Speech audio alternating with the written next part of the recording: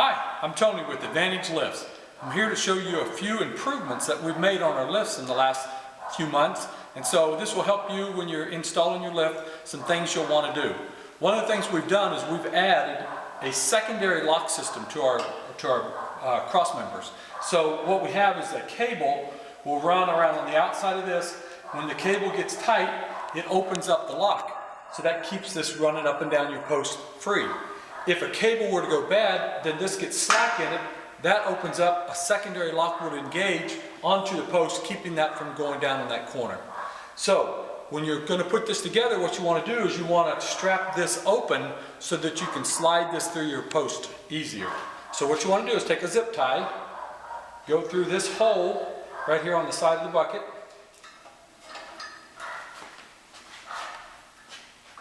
hold this open all the way,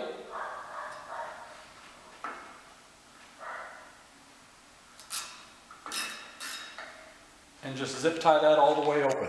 That will keep this lock disengaged so it makes it easy to slide on. You'll leave this all the way until you're ready to run the lift up. Then I'll show you how you'll cut that and it'll be ready to go. Another important part, when you're routing your cable, you get to this point, you're going to route the cables. A question always comes up is which side of this pulley of this cable slack lock lever do I run the cable on?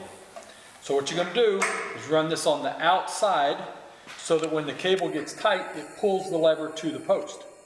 If you ever had a cable problem, this would open up and then your lock would engage, and this would gauge in one of these lock holes, keeping the lift from going down at that point. So it's a safety bar all the way around. Now, earlier we tied this open through this hole in the cross arm bucket to keep this lever open. And so you will, once we get it all up and running and you actually raise the lift up, then you will attach this one. You'll cut the zip tie and attach this to it to hold your sliders in place. But you don't want to do that until after you get the cables all taut, you're raising the lift up, then it's sitting on the back side of this pulley, then you cut your strap ties. Another advantage we have that we've added to our lift is called a limit switch. And this limit switch is going to determine how high we go up with our lift. If you happen to have a low ceiling garage, a 10-foot, let's say, and you're worried about hitting the top of your car to the roof, this limit switch is going to be a great thing for you. But the way this hooks together is you have a plastic clip and you have another pigtail coming out of your power unit.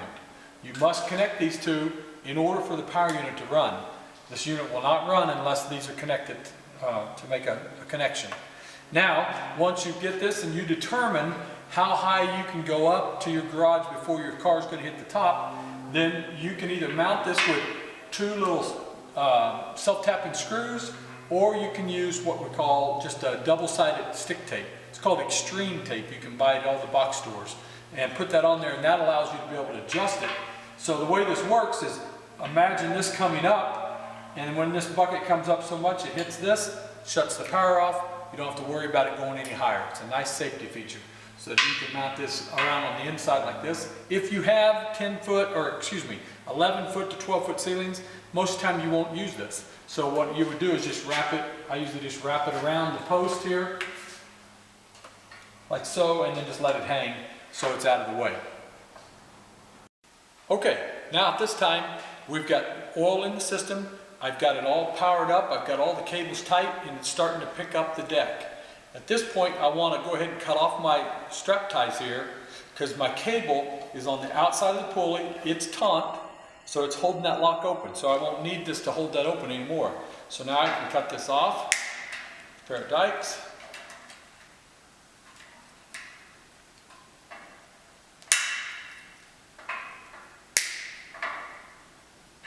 Like so. And then I'm ready to insert my clip once I take this off. And the clip is what holds in my sliders so that when you go down, the sliders don't slide upward.